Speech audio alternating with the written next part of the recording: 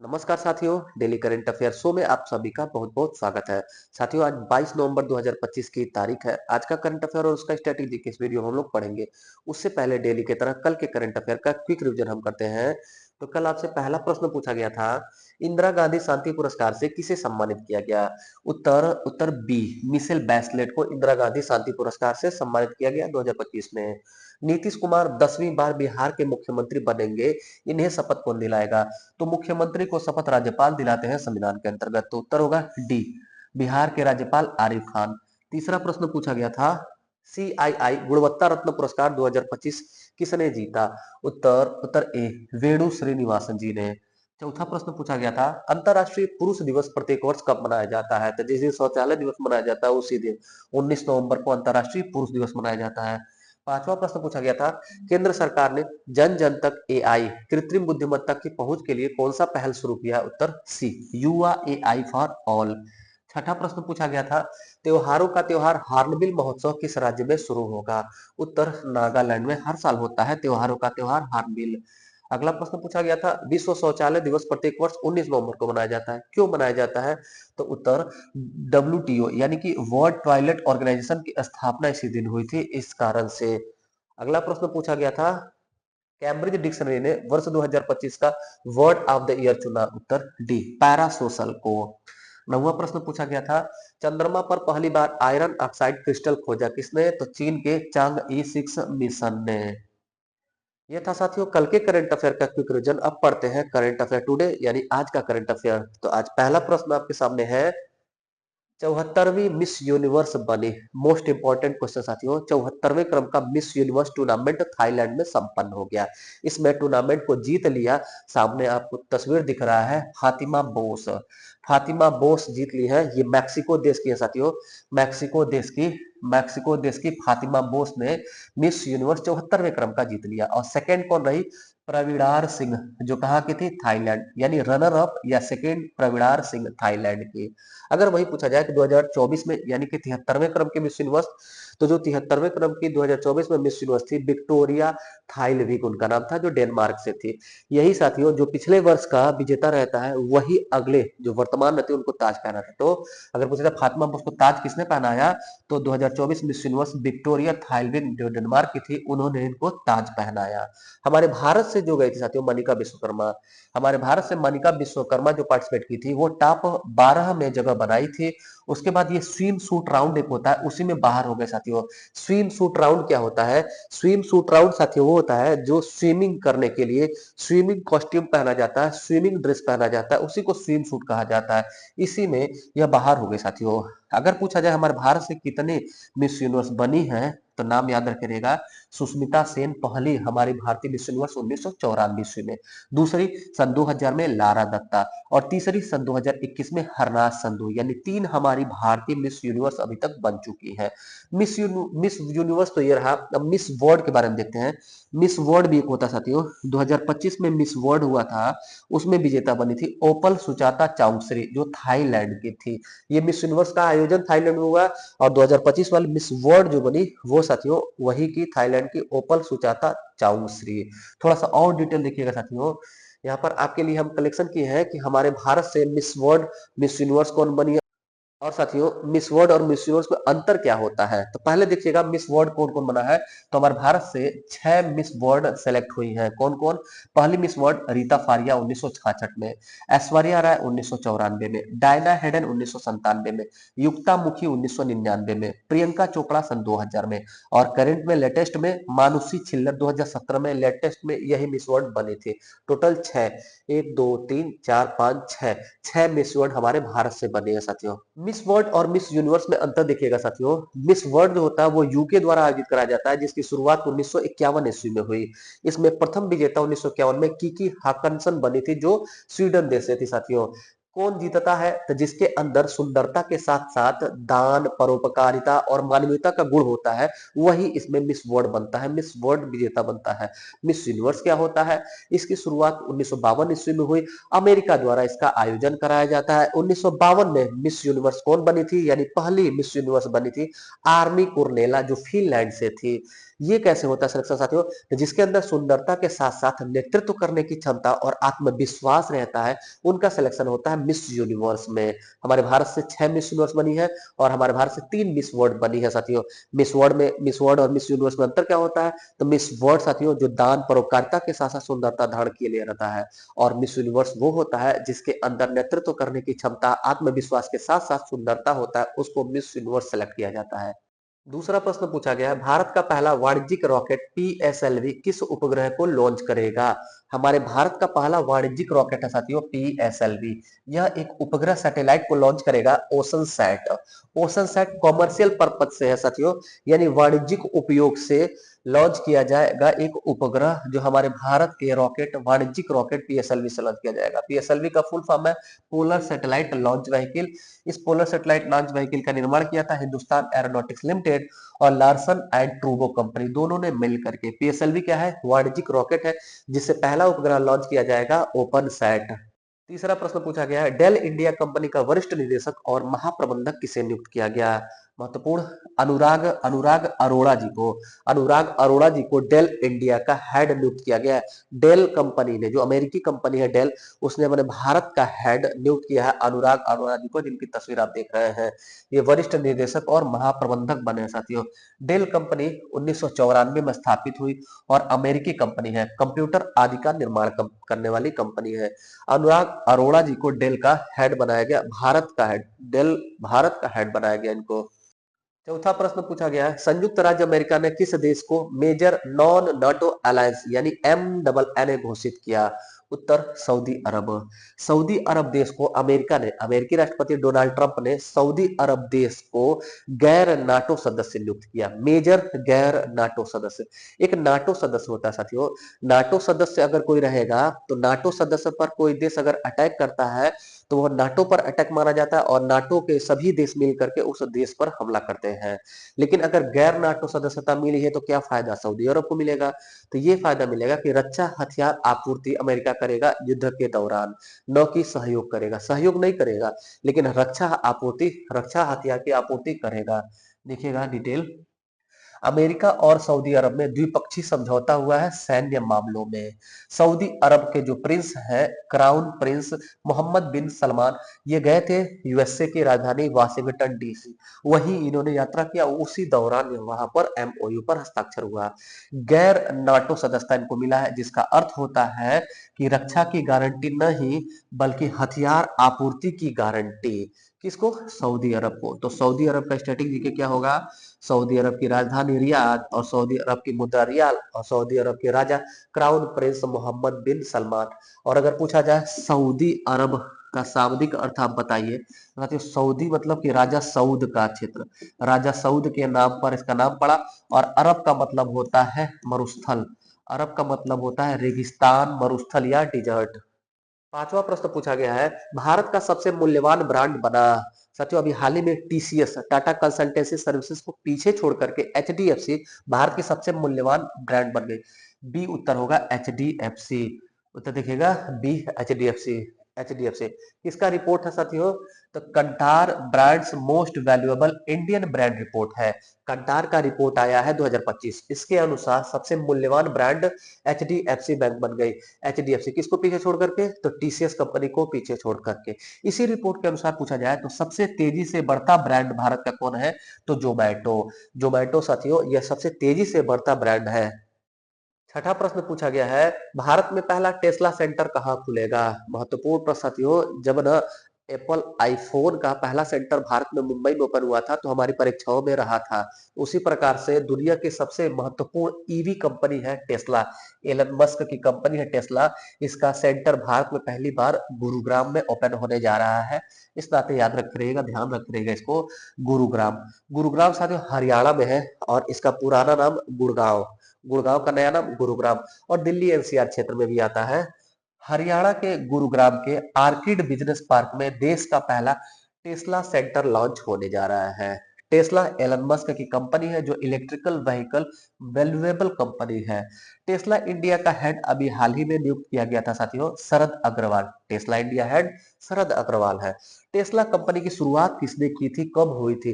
तो 2003 में टेस्ला की शुरुआत हुई। मार्टिन एबरहार्ट और मार्क टारपेनिक इन दोनों लोगों ने मिलकर के 2003 में टेस्ला की शुरुआत की, लेकिन 2004 में इसका प्रमुख यानी इसका चेयरमैन बनाया गया एलन मस्क को, और इन्होंने उसको फंडिंग की, टेस्ला कंपनी को फंडिंग की, और तब से यह जो है हेड है एलन मस्क। 2004 से अध्यक्षता की और हेड है टेस्ला कंपनी के। सातवां प्रश्न पूछा गया है, देश में अक्टूबर 2025 तक कुल कितने डीमेट अकाउंट हो गए? उत्तर होगा 21 करोड़।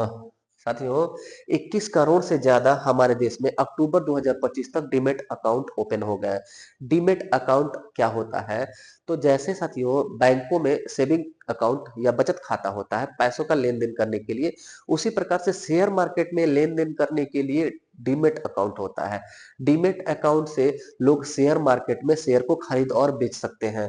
तो साथियों इसका ज्यादा से ज्यादा ओपन होने का मतलब ये हुआ कि लोगों का शेयर मार्केट में इंटरेस्ट बढ़ा है, लोगों का निवेश बढ़ा है। तो शेयर मार्केट में निवेश बढ़ा, इसका एक प्रमुख कारण क्या है वर्तमान में? तो वो आईपीओ है। देखिए साथियों आईपीओ लिखा है। आईपीओ सबसे महत्वपूर्ण कारण है। इसका फुल फॉर्म होता है, याद रखे रहेगा, initial initial public offering. Initial public offering ये आईपीओ का फुल फॉर्म होता है। आईपीओ क्या होता है? जैसे साथियों शेयर मार्केट में लिस्टेड होने के लिए कोई भी नई कंपनी अगर चाह रही है कि हमारा भी शेयर शेयर मार्केट में सेबी में लिस्टेड हो, तो वो सबसे पहले एक सप्ताह या 10 दिन के लिए अपना आईपीओ निकालती है सेबी में अप्लाई करके। जब ये आईपीओ निकलता है किसी कंपनी का, तो लोग इसमें निवेश करते हैं, इसके कुछ लॉट को खरीदते हैं। उस लॉट को खरीदने के बाद सपोज दैट 20,000 लोगों ने उसके आईपीओ को खरीदा है, तो उसमें से 200-400 लोगों का सिलेक्शन होता है, और जिनका सिलेक्शन होता है उसको कंपनी अपने शेयर का कुछ हिस्सा अलाट कर देती है। अगर उस व्यक्ति को अलाट किए गए शेयर को लॉन्ग टर्म में रखना है तो लॉन्ग टर्म में रखे, अपना बेनिफिट उठाए, या चाहती है तत्काल आईपीओ अलाट होने के बाद ही विड्रॉ करना तो विड्रॉ कर सकती है। अक्टूबर 2025 तक देश में 21 करोड़ से अधिक डीमेट अकाउंट ओपन हो गए, जिसका मुख्य कारण है आईपीओ। आठवां प्रश्न पूछा गया है, पीएम मोदी ने पीएम किसान योजना की 21वीं किस्त कहां से जारी की? पीएम किसान 2,000 रुपए 21वीं किस्त जारी हो गई। कहां से? तमिलनाडु के कोयम्बटूर से। तमिलनाडु के कोयम्बटूर से साथियों, तमिलनाडु के कोयम्बटूर से मोदी जी ने पीएम किसान योजना का 21वां किस्त बटन दबा करके किसानों के खाते में पहुंचा दिया। पीएम किसान, पीएम किसान क्या होता है साथियों? पीएम किसान एक योजना है। पीएम किसान प्रधानमंत्री किसान सम्मान निधि योजना पूरा नाम है। प्रधानमंत्री किसान प्रधानमंत्री किसान सम्मान प्रधानमंत्री किसान सम्मान निधि योजना, ये योजना है साथियों। इसको शॉर्टकट में कहा जाता है पीएम के आई एस, और ए इसी का और एन, पीएम किसान इसे शॉर्टकट में कहा जाता है। इसकी शुरुआत 24 फरवरी 2019 को हुआ था, जब गोरखपुर से मोदी जी ने पहला किस्त डाल दिया था। जब किसानों के खाते में 24 फरवरी 2019 को गोरखपुर से मोदी जी ने पहली किस्त जारी की, तब से इसकी शुरुआत होती है। लेकिन अगर पूछा जाए इसकी घोषणा कब होती है, तो 1 फरवरी 2019 को जब केंद्रीय बजट पेश होता है, तो उसमें घोषणा किया जाता है कि किसानों को 2,000 रुपए 4 महीने में एक बार 2,000 रुपए का किस्त दिया जाएगा। ये क्या है साथियों? देखिएगा, जैसे ना 4 माह में 2,000 रुपए एक किस्त दिया जाता है। इस प्रकार से एक वर्ष में साथियों, एक वर्ष में 6,000 रुपया पीएम किसान की धनराशि किसानों को दी जाती है, जिससे किसानों को कुछ तो कुछ आर्थिक लाभ होगा। नौवां प्रश्न पूछा गया है, 2025 में G20 का सम्मेलन कहाँ होगा? महत्वपूर्ण प्रश्न साथियों। अभी हाल ही में डिक्लेयर हो गया कि दक्षिण अफ्रीका में G20 शिखर सम्मेलन 2025 का आयोजित होगा। G20 यानी ग्रुप 20 20वां क्रम का होगा G20 शिखर सम्मेलन, और आयोजन दक्षिण अफ्रीका के जोहान्सबर्ग में होगा। कब से कब तक? तो 21 नवंबर से 23 नवंबर तक, यानी वर्तमान में चल रहा है साथियों। 21 से 23 नवंबर 2025 तक चल रहा है ये 20वें क्रम का G20 शिखर सम्मेलन। अच्छा, पिछला पूछा जाए 19वां, तो 2024 में ब्राजील में हुआ था, और उससे पहले अगर हम जाएंगे तो हमारे भारत में हुआ था, यानी 18वें क्रम का 2023 में भारत में हुआ था, जिसका थीम याद होगा आपको, वसुधैव कुटुंबकम। और अगला कहाँ होगा 21वें क्रम का 2026, ये अमेरिका के मियामी शहर में होगा। अगर पूछा जाए स्ट्रेटेजी के कि पहली बार G20 कब हुआ, कहाँ हुआ, तो पहला बैठक 2008 में वाशिंगटन डीसी अमेरिका में हुआ है। और अगर पूछा जाए कि ये 20वां G20 शिखर सम्मेलन दक्षिण अफ्रीका में भारत की ओर से कौन प्रतिभाग करेगा, तो हमारे देश के प्रधानमंत्री मोदी जी जाएंगे प्रतिभाग करने दक्षिण अफ्रीका जोहान्सबर्ग। इस वर्ष का थीम क्या है? G20 शिखर सम्मेलन 2025 का थीम है सॉलिडेरिटी, इक्वलिटी और सस्टेनेबिलिटी। फिर से देखिएगा, सॉलिडेरिटी, इक्वलिटी और सस्टेनेबिलिटी, ये थीम है G20 शिखर सम्मेलन 2025 20वें क्रम का। G20 में साथियों 21 सदस्य हैं, 21 वर्तमान में G20 में सदस्य हैं, जिसमें से 19 देश हैं और 2 संगठन है। एक संगठन है EU यूरोपियन यूनियन और एक अफ्रीकन यूनियन है। AU और EU, ये 2 संगठन और 19 देश G20 में सदस्य है, यानी कि G20 जो है G21 हो गया है। 21वां सदस्य है अफ्रीकन यूनियन। ये कब बना था? तो 18वां जब G20 सम्मेलन 2023 में भारत में हुआ था, उसी दौरान अफ्रीकी यूनियन G20 का 21वां सदस्य बना। अफ्रीकी यूनियन के बारे में, इसका हेडक्वार्टर है साथियों अदिस अबाबा, जो इथियोपिया देश की राजधानी है। कुछ और करंट अफेयर 2025 के जो सम्मेलन है, और कुछ क्या साथियों, जितना भी महत्वपूर्ण सम्मेलन है वो सब आपके सामने है, देखिएगा। G7 शिखर सम्मेलन 2025 ये कनाडा में हुआ, और SCO शिखर सम्मेलन 2025 ये चीन के तियानजिन में हुआ, और ब्रिक्स शिखर सम्मेलन 2025 ब्राजील में हुआ, और आसियान 2025 शिखर सम्मेलन मलेशिया में संपन्न हुआ। 10वां प्रश्न पूछा गया है, वैश्विक जलवायु परिवर्तन प्रदर्शन सूचकांक 2026 में भारत कौन से स्थान पर रहा? उत्तर होगा बी, 23वां। 23वें स्थान पर रहा हमारा भारत। वैश्विक जलवायु परिवर्तन प्रदर्शन सूचकांक 2026 नाम से आया साथियों 2025 में ही। ये साथियों कोप सम्मेलन 30 जो ब्राजील के बेलेम में हो रहा है, वहीं पर यह जारी किया गया है, जिसमें यह बताया गया कि टॉप 3 कोई देश नहीं है। जैसे साथियों ये जो क्लाइमेट चेंज रिपोर्ट आता है, उसमें कुछ क्राइटेरिया दिया गया है कि दुनिया भर के देशों को अप्लाई करना है ताकि जलवायु परिवर्तन पर अंकुश लगाया जा सके, लेकिन उसमें जब खरा नहीं उतरेंगे तो रैंकिंग गिरेगी। तो फर्स्ट, सेकंड, थर्ड पर दुनिया का कोई देश नहीं है, याद रखे रहेगा क्लाइमेट चेंज रिपोर्ट में। चौथे पर है यानी टॉप पर है डेनमार्क, और अंतिम में है सऊदी अरब, जिसका रैंक है 67वां। तो पूछा जाए कितने देश शामिल थे इसमें, तो 67, और अंतिम कौन? सऊदी अरब। हमारा भारत साथियों ये 23वां, इस वर्ष 23वां है। और पिछले वर्ष साथियों जो 2024 में 2025 नाम से रिपोर्ट आया था, वो 10वां था, यानी 10 से हम 23 पर आ गए। इसका कारण है साथियों, जो हम परंपरागत ऊर्जा स्रोतों पर ज्यादा निर्भर है, जो कोयला पर हम लोग ज्यादा निर्भरता, हमारी पेट्रोल और डीजल पर ज्यादा निर्भरता, उसी की वजह से हमारी रैंकिंग थोड़ी खराब हुई है। और अगर हम इसके एक साल और पीछे जाएंगे साथियों, तो हमने पढ़ा था क्लाइमेट चेंज में हमारा भारत 7वें स्थान पर था। क्या कारण है? लगातार कोयला का उपयोग के कारण हमारे भारत की रैंक गिरी है। 11वां प्रश्न पूछा गया है, बिरसा 101 क्या है? हाल ही में चर्चा में रहा बिरसा 101 क्या है? तो यह एक जीन थेरेपी है, क्रिस्पर जीन थेरेपी, यानी जीन के जरिए अगर उपचार किया जा रहा है तो उसको जीन थेरेपी कहा जाता है। क्रिस्पर जीन थेरेपी किसके उपचार के लिए और क्या है यह साथियों? तो देखिएगा, बिरसा 101 आदिवासी नायक है बिरसा मुंडा, उन्हीं के साथ में 150वीं जयंती मनाई गई। 150वीं जयंती बिरसा मुंडा जी की बनाई गई, उन्हीं के नाम पर क्रिस्पर जेन थेरेपी का नाम रखा गया बिरसा 101। ये किस बीमारी के लिए साथियों? यह सिकल सेल एनीमिया बीमारी है, उसी के उपचार के लिए जेन थेरेपी है। ये क्या होता है?